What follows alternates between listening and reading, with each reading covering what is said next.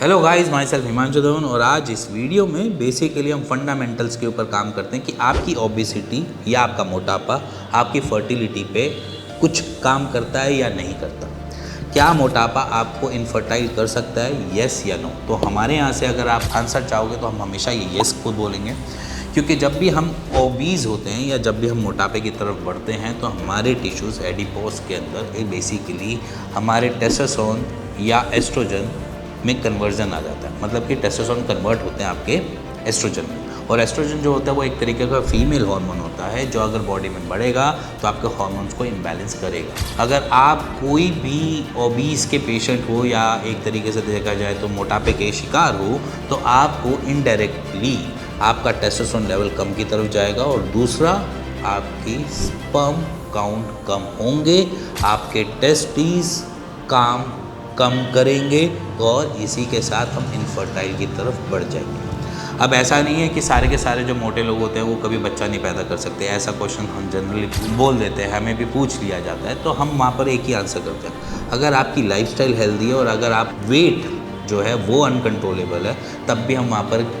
देखते हैं कि पेशेंट कंसीव कर पाता है। मैं यहाँ पर दूसरी थ्योरी भी रख रहा हूँ। अगर मान के चलो मेरी लाइफस्टाइल बहुत हेल्दी है, मैं सुबह सुबह जाता हूँ, जिम जाता हूँ, थोड़ी एक्सरसाइज वगैरह भी करता हूँ, सारी चीज़ें डे टू डे की रूटीन में मैं एक्सरसाइज करता हूँ, बट फिर भी मैं ओबीज़ हो रहा हूँ, तो उसके पीछे कुछ ना कुछ रीज़न हो सकता है, जैसे कि थायराइड हो सकता है या फिर आपको कुछ अलग इश्यूज़ हो सकते हैं, तो जिसकी वजह से आप वेट गेन कर रहे हो, या फिर आपका जो गट है वो इतना स्टेबल नहीं है जिसकी वजह से आपकी एनर्जी कंज्यूम कर पा रहा है, बट वो आपको एज ए चर्बी दिए जा रहा है। तो कुछ ऐसी चीज़ें होती हैं जहाँ पर उसको ठीक किया जा सकता है बट डे टू डे की लाइफ में। बट अगर आप इनएक्टिव हो और आप ओबीज़ होते जा रहे हो तो समझ लेना कि ये आपके इनफर्टाइल करने के पूरे आसार बन जाएगा। तो इसलिए एक्टिव और मोटापा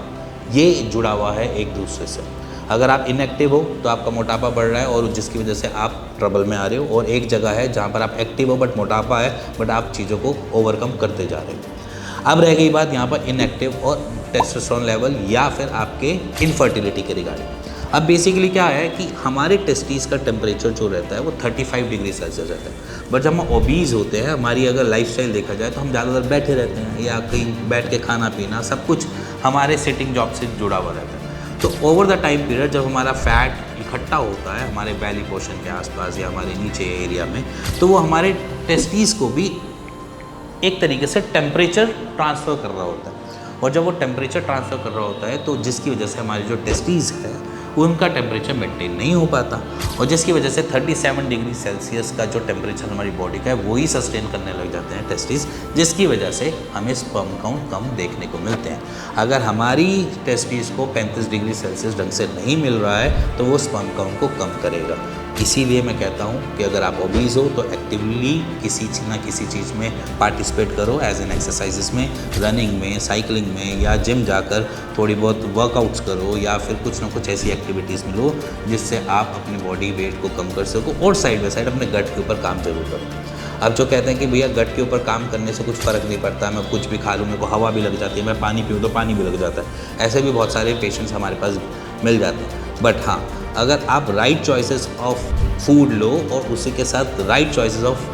ट्रीटमेंट लो, मींस कि आपकी गट की रिगार्डिंग, तो आप एक्चुअली में ओबीज से निकल के एक लीनर बॉडी की तरफ बढ़ जाते हो। तो इसलिए परेशान नहीं होना, दिमाग में कोई स्ट्रेस नहीं डालना कि आप ओबीज हो गए, इनफर्टाइल हो जाओगे, बट अपने ऊपर काम करना स्टार्ट कर दो। ओवर द टाइम पीरियड 6 महीने 7 महीने में आप बिल्कुल एक्यूरेट तरीके से पहुंच जाओगे अपनी जगह पे और अपने आप को फर्टाइल प्रॉपर तरीके से बना लो। इसी के साथ मिलेंगे नेक्स्ट वीडियो के लिए, तब तक goodbye and take care.